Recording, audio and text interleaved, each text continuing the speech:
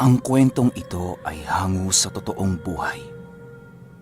Karanasan ito ng pinsan ng lolo ko, father side, na itago na lang natin sa pangalang Sebio. Taong 1975. Candoni, Negros Occidental.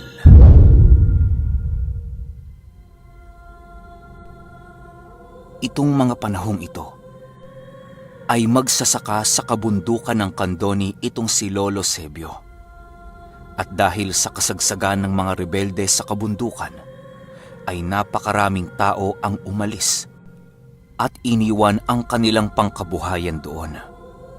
Maraming lupain ang natiwangwang at ang iba ay tinutubuan na lamang ng talahib.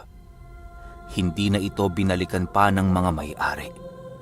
Sa kadahilanang natatakot sila sa banta ng rebelde. Madami din kasi ang mga pamilyang sinalanta ng mga ito. Ngunit si Lolo Sebio ay nanatili sa kanyang bahay.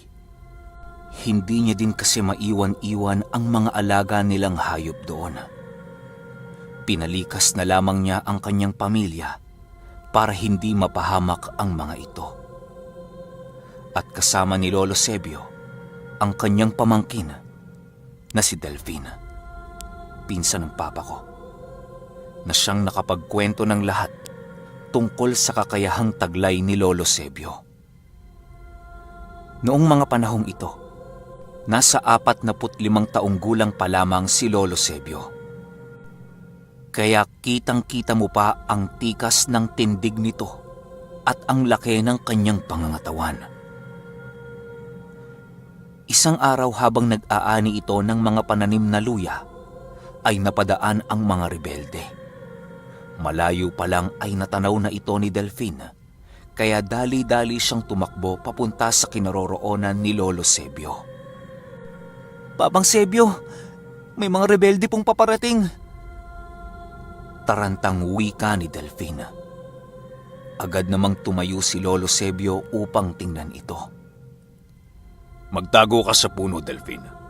Huwag kang lalabas hanggat hindi kita tinatawag." Wika ni Lolo Sebio. At nang malapit na ang mga rebelde, ay nilapitan din ito ni Lolo Sebio. "Magandang umaga, mga kasama. Ano ang atin?" Bungad na tanong nito. "Alam mo na ang pakay namin.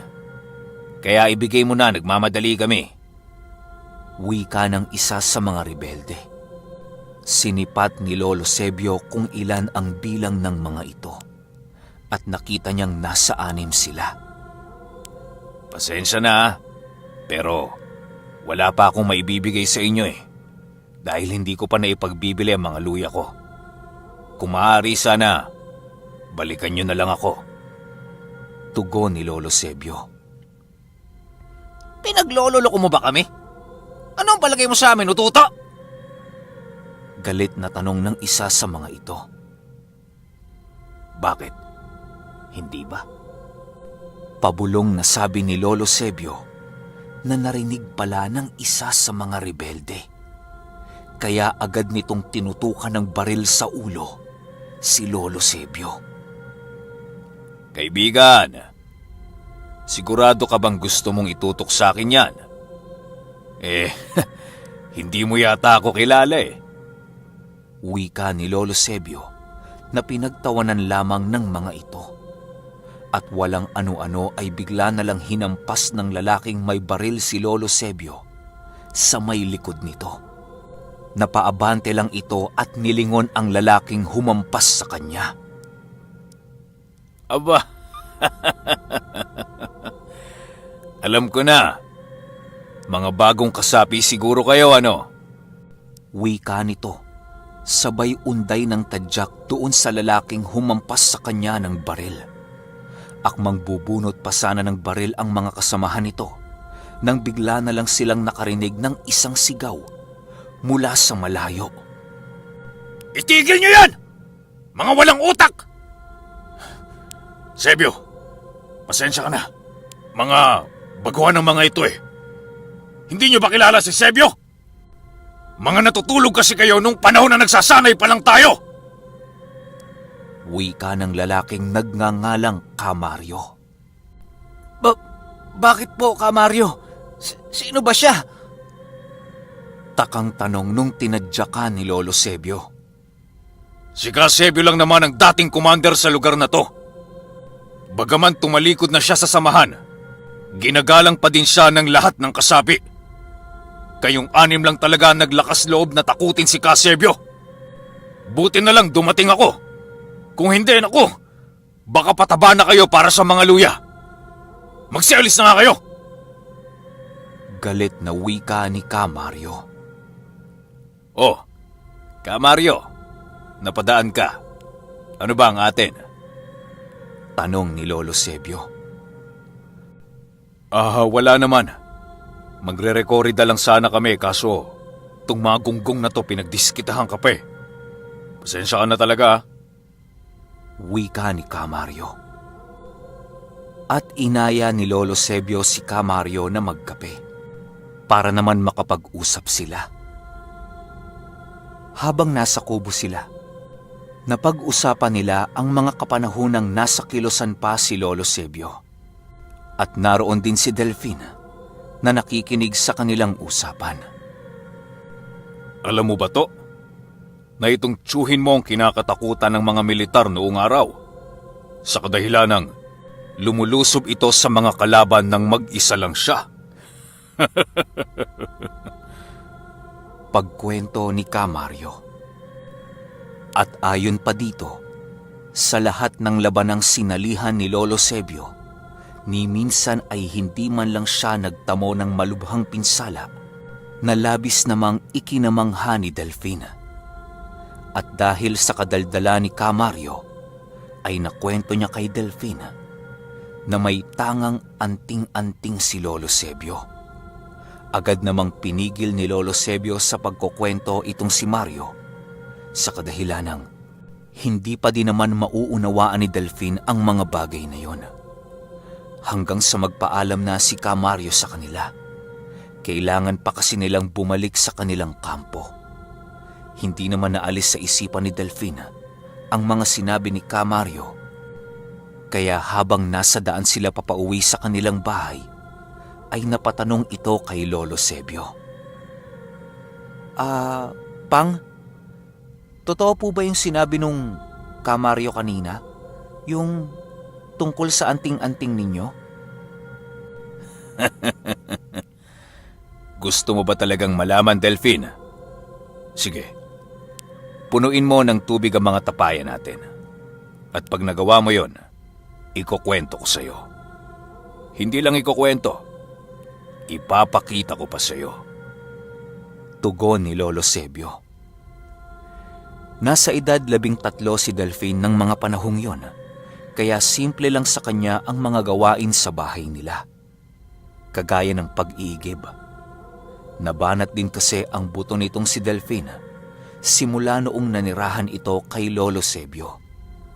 Naulila na din kasi ito nung unang lumantad ang gulo sa pagitan ng mga rebelde at ng pamahalaan. Kaya kinupkup na lamang ni Lolo Sebio itong si Delphine.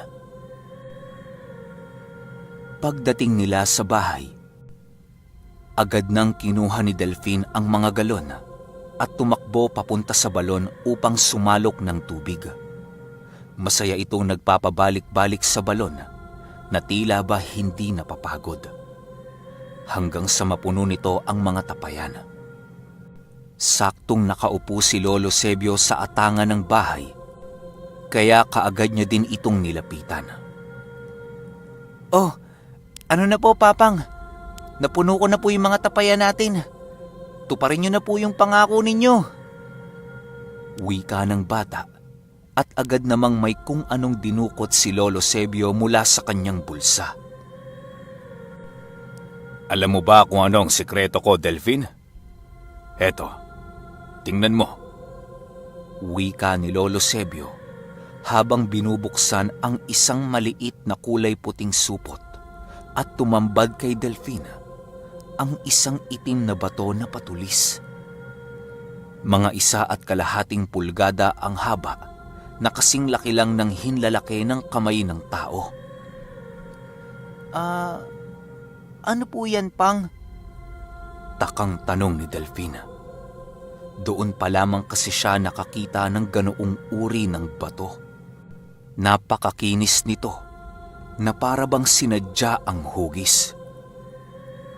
Ang tawag dito ay pangil ng kidlat. Ibinigay ito sa akin ng isang matandang babae noong minsang makihingi siya ng tanghalian ko. Wala raw siyang ibang babayad, kaya binigay na lang niya sa akin ito. Wika ni Lolo Sebio. Ngunit natawa lang ang binatilyo sa kadahilanang hindi naman ito naniniwala. Pangil ng kidlat, Pang? Meron bang pangil yung kidlat? Niloloko mo naman yata ako eh. Wika ni Delphine. Dahil ang iniisip nito, pag sinabing anting-anting, ay isang uri ng medalyon na yari sa tanso. Alam mo, Delphine, ang anting-anting ay mayroong maraming anyo. May mga bato na mula sa kalikasan, may mga gawa sa kahoy, may mga dasal, at ang pinakapangkaraniwan o yung madalas nating makita ay yung gawa sa tanso. Ang tawag naman sa hawak ko ay isang mutya. Pagpapaliwanag ni Lolo Sebio. Pinahawakan niya kay Delphine ang mutya ng pangil ng kidlat. Namanghanang husto si Delphine sa kadahilanang nakaramdam siya ng mahinang daloy ng kuryente mula sa hawak niyang itim na bato. Pang, bakit parang may kuryente akong nararamdaman? Takang tanong nito. Ngunit hindi naman siya sinagot ni Lolo Sebio. Sa halipay, sinapo nito ang ulo ng binatilyo at agad nang tumayo. Niyaya niya itong maghapunan na. Gawa ng inabot na sila ng dilim sa pagkukwentuhan sa atangan ng bahay. Kinabukasan, maaga silang nagtungo sa imbakan nila ng luya upang ipagpag ang mga inani nila. Si Lolo Sebio ang nagpagpag ng mga binunot na luya at si Delphine naman ang nagpuputol ng mga puno nito at naglalagay sa mga sako. Nang matapos na sila, agad na nila itong ikinarga sa kanilang karosa upang dalhin sa bayan. Naghihintay na kasi ang mga bibili nito sa kanila. Dumaan sila saglit sa bahay upang kumuha ng sisidla ng tubig na babaunin nila sa daan. Si Lolo Sebio na lang ang pumasok sa bahay at pinaghintay na lamang niya sa labas si Delphine. Dahil sa sobrang tagal ni Lolo Sebio, ay sinundan siya ng binatilyo. At pagpasok niya sa bahay, nakita niya si Lolo Sebio na hawak-hawak ang itim na bato at may kung anong ibinubulong dito. Agad naman niya itong inaya na umalis sa kadahilanang sabik na din itong makapunta sa bayan. Maya-maya ay nilingon siya ni Lolo Sebio at agad na ding lumabas ng bahay. Nagmamadali ka talaga no? O sige, ikaw na ang humilas sa kalabaw. Nakasunod lang ako sa iyo. Wika ni Lolo Sebio sa binatilyo. Masayang naglalakad ang dalawa nang sa hindi kalayuan ay may mga militar na nakabantay. Parang checkpoint. Papalapit na kasi sila ng bayan kaya medyo mahigpit ang pagbabantay. Pagtapat ni na Lolo Sebio sa mga ito, ay hagad silang hinarang.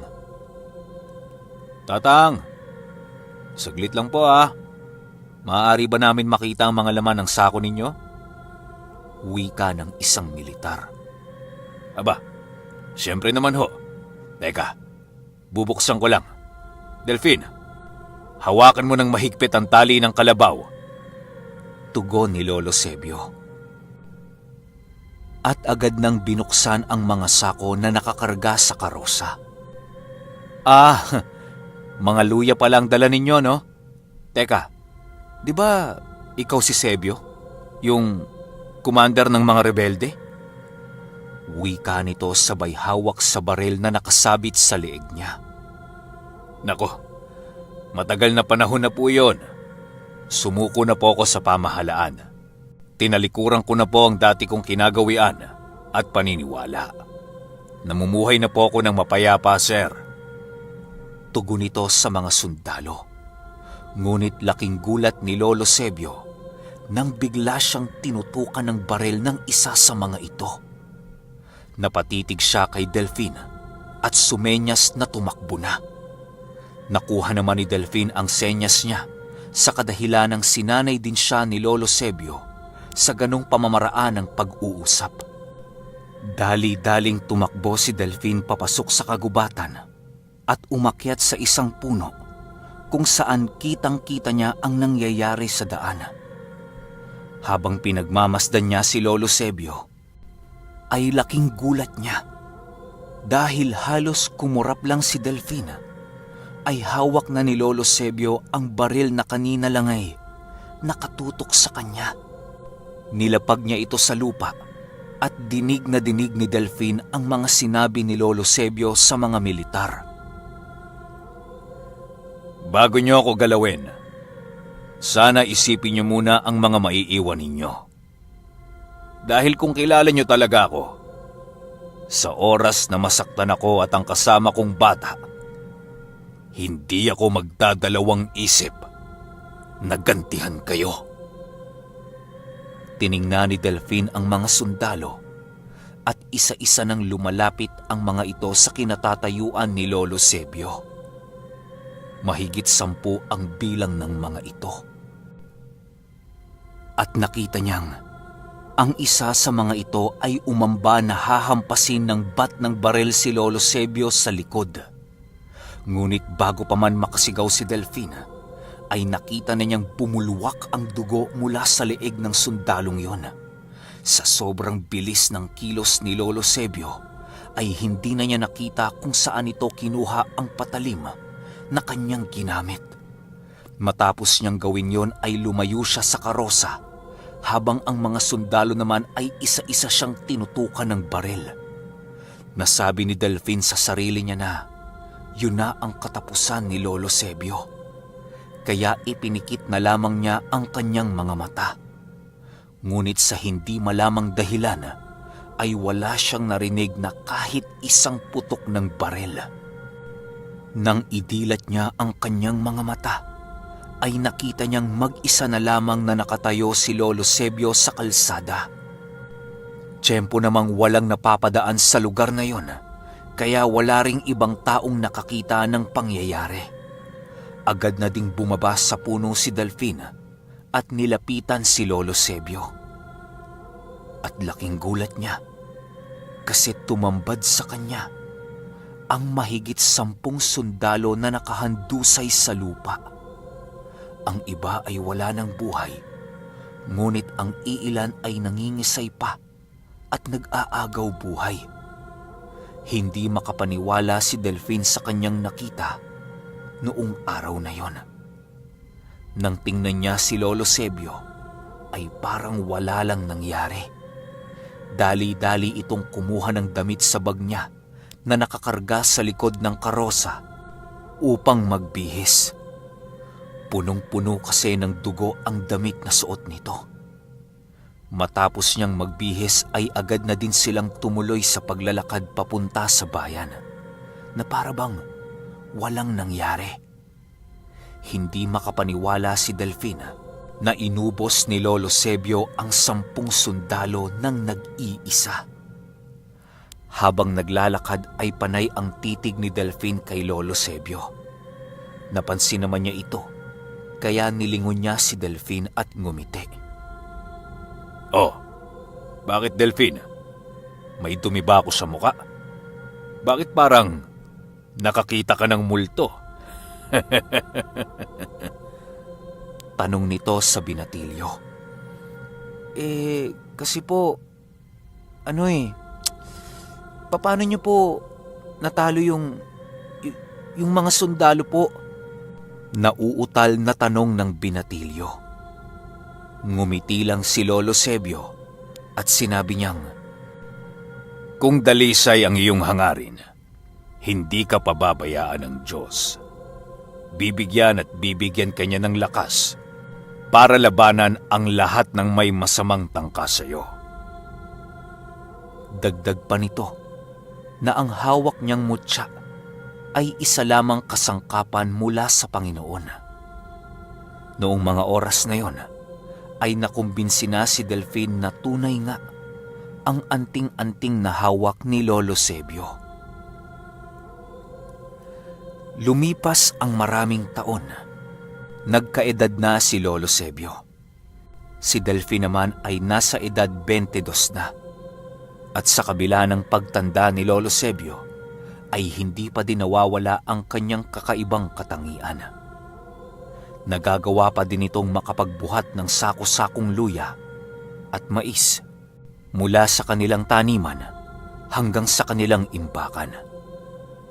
Sa mahabang panahong ito, ay namuhay ng mapayapa sina Lolo Sebio at Delphine sa kabundukan. Paminsan-minsan ay dumadalaw pa din ang kaibigan nitong si Mario na noon ay sumuko na din sa gobyerno. Ngunit, isang malagim na pangyayari ang naganap sa dalawang matanda habang sila ay nag-uusap sa taniman ni Lolo Sebio. Nung mga panahong ito ay nasa kalagitnaan ng pagbubunot ng luya, si Delphine, at nakatalikod ito sa dalawang matandang nag-uusap. Laking gulat na lamang niya nang biglang nakarinig siya ng sunod-sunod na putok ng barel. At sa di kalayuan ay natanaw niya ang isang pangkat ng mga sundalo na papalusob sa kanila. Dali-dali namang tumakbo si Delphine papunta sa dalawang matanda at saktong pagdating niya ay may nagpaputok ulit mula sa panig ng mga militar. Tinamaan sa binti si Mario kaya natumba ang matanda. Agad naman itong binalikan ni Delphine para akayin. Sa kasamaang palad, nang papalapit na si Delphine sa matanda, ay may narinig na naman siyang isang putok. At sa pagkakataong yon, ay tinamaan na sa ulo si Mario, sanhi ng pagkamatay nito. Walang nagawa si Delphine kung hindi ang iwan ng katawan ng kawawang matanda. At si Lolo Sebio naman ay dali-daling hinatak papalayo si Delphine upang makapagkubli sila sa isang natumbang puno. Huwag kang lalabas dito, Delphine. Eto, kunin mo. Kapag sinabi kong tumakbo ka ng mabilis. Huwag kang lilingon kahit na anong mangyari. Puntahan mo ang tiya Lydia mo sa Bacolod at doon ka manirahan sa kanya. Ingatan mo ang mutyang yan, Delphine. At naway, gamitin mo sa kabutihan. Wika ng matanda habang may kung anong iniaabot kay Delphine. At nang tingnan nito ni Delphine, ito yung puting supot na naglalaman ng mutya ng pangil ng kidlat. Pero Papang Sebio, sa inyo po ito eh. Kakailanganin niyo po ito ngayon. Napakarami pong kalaban, Papang. Tugon ni Delphine. Ngunit ngumiti lamang sa kanya ang matanda at nagsalita ng, hanggang dito na lamang ang buhay ko, Delphine. At ang sayo naman ay magsisimula pa lamang. Kaya mas kakailanganin mo itong mutyang ito. Kaya pakiusap, sundin mo ang sinabi ko. Umalis ka dito at mabuhay ka. Mabuhay ka para sa akin, Delphine anak. Wika ni Lolo Sebio at kaagad nitong itinulak si Delphine papalayo. Sabay bunot ng barel sa tagiliran nito at nakipagbarilan sa mga militar. Agad ding tumakbo si Delphine papalayo at sa hindi maipaliwanag na dahilan, napakabilis niyang naahon ang isang matarik na burol nang hindi man lang nakaramdam ng pagod. At nang marating niya ang tuktok ng burol, ay agad siyang nagtago sa mga talahib upang tingnan si Lolo Sebio. At nanlumo si Delphine sa mga nakita niya.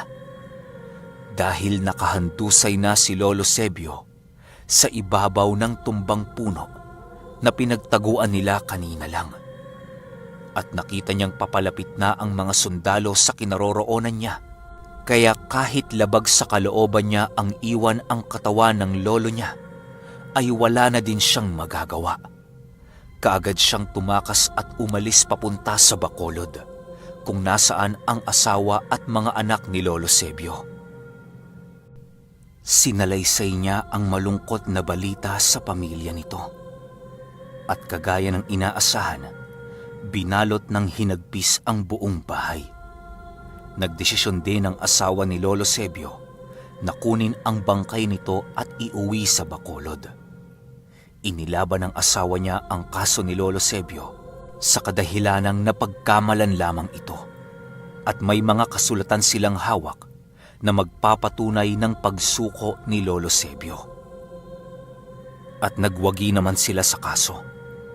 Makalipas ang ilang taon, ay natanggal sa serbisyo ang pangkat ng mga sundalong pumatay kay Lolo Sebio, at nakamit nila ang hustisya sa pagkamatay nito. At si Delfina ay kasalukuyang nasa Bacolod at namumuhay ng tahimik kasama ang kanyang sariling pamilya. Bitbit ang mga aral na iniwan sa kanya ni Lolo Sebio at ang dating hawak nito na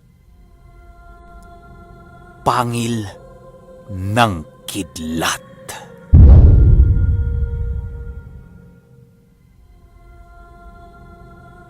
Okay, shout out ko muna yung mga bagong warrior members ko na sina Argel Borja, Elsa Tomian, Anien Venigas, Nikki Moreno, Amber Samsam, at sa mga nag-renew ng badge na sina Mr. McNeil, Cindy Calpa Cruz, Owen Dava, Elizabeth Luigo, Danny Siniel, Harbinger 14324, Flexiberto Sidel, at kay Andrea Gumana.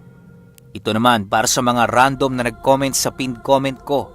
Nandyan sina Sweets Fancy, Andy Boy CM, Shark Joseph, Juliet Fadegorao, Inash Sermos, Yuri Tabia, Patrick Vinsmoke, Roselyn Arante, Annabel Alvarez, Yuan Taladro, Angelo Tonton Palmes, Phil Tupas, Luna Ray Gaviola, Hubert Cerquilios, Aizaline Pamaybay, Apple Varela, Angel Romero, Jasmine Arzaga, Glenda Capasio, Alex Torres, Ray Marco Calano, Joyce Key, Ken Cuevas, Mary Queen Salvador, Rian 391, Raymar Paquera, Sheila De Pedro, Kyle Gabriel Inso, Kenshin Official, Jeneline Fajardo, Marivic Lukban,